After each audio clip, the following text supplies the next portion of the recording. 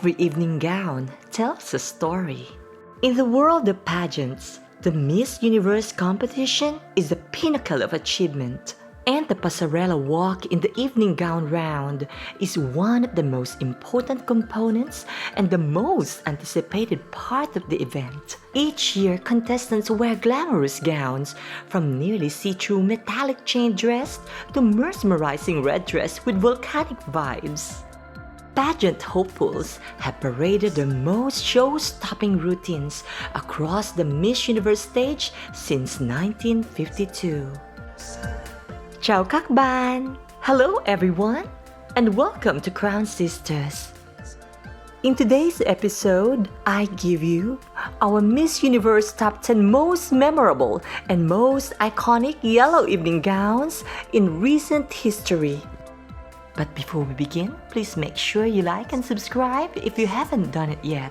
Go on, I know you want to. Here's the color of joy and celebration. Let's start with Miss Universe 2011 second runner-up Brazil's Priscila Machado. Priscila wore reds in the preliminary, but a beautiful canary yellow gown in the finals. She really stood out amongst all the other finalists. This is a very pageant yellow 101 gown. The one shoulder, the side cutouts, the slit, the back shoulder drop. With a winning attitude on stage, she stood up that evening, and the judges like it.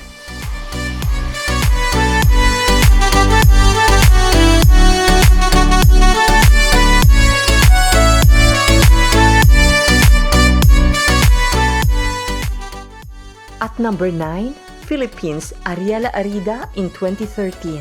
Much discussion ensued during and after the pageant, one being that Ariela wore a gown made by a Colombian designer Alfredo Barraza during the coronation night. Many thought she should have worn a gown made by one of the many talented local designers. Ariela's gown may not be the cup of tea of many Filipinos, but the color really stood out, especially against the blood red backgrounds that dominated the stage. She ended up winning third runner-up and the fourth time in a row that a Filipina was part of the top 5.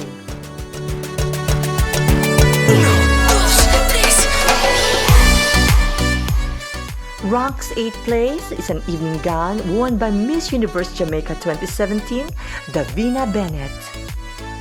Jamaica dazzled in a buttercup yellow evening gown designed by the team from Uzuri International. The melanin was magical, her yellow gown was immaculate, and her apron topped everything off. Miss Jamaica may have been the second runner-up in the 2017 Miss Universe pageant, but she stole first place in the heart of the internet. At number 7 is one of the two best yellow gowns in the 69th edition of the Miss Universe competition, one that you would usually see in the Miss Venezuela pageant. This year, a beautiful evening gown worn by Panamanian entrant Carmen Jaramillo wowed the audience. The fit of this gown is impeccable and highlighted Carmen's best assets. Carmen did not make it in the first cut but made a big statement during the competition. At number 6, a gown created by Darius Cordell and worn by Miss Universe 2008 Diana Mendoza at one of the best evening gown competitions in the history of Miss Universe. Diana wore a strapless beaded yellow gown when she became the first winner at the pageant from Venezuela since 1996 winner Alicia Machado, making her the first Venezuelan Miss Universe in the 21st century.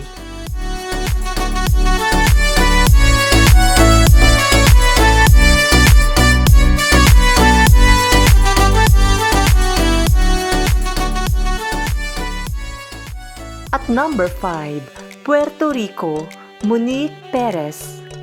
This decade has seen many gorgeous gowns worn in the Miss Universe pageant.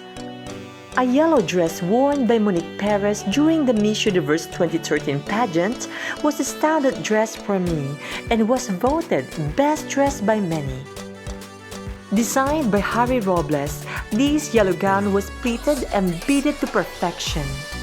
The 2013 pageant would have been a battle of the yellow gowns had Monique made the top 10 like Ariela Arida.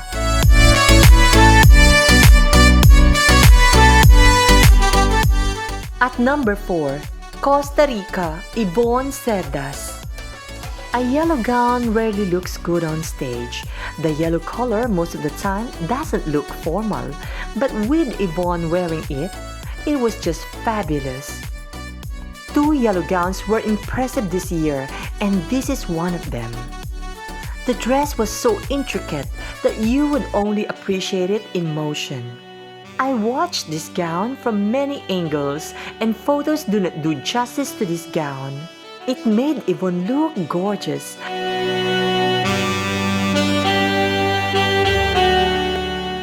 At number 3, France, Iris Mittener. Miss Universe 2016 Iris Mittener of France is wearing a Vietnamese creation by designer Huang Hai during the preliminary round. Iris wore this sunburst yellow sequined off-the-shoulder gown, and she looked like a movie star. Hai shared that this handmade yellow bell gown cost $5,000 and took hours of intensive labor to complete. It certainly paid off as Iris epitomized opulence. After waiting 63 years, this is the second time France has won the Miss Universe title.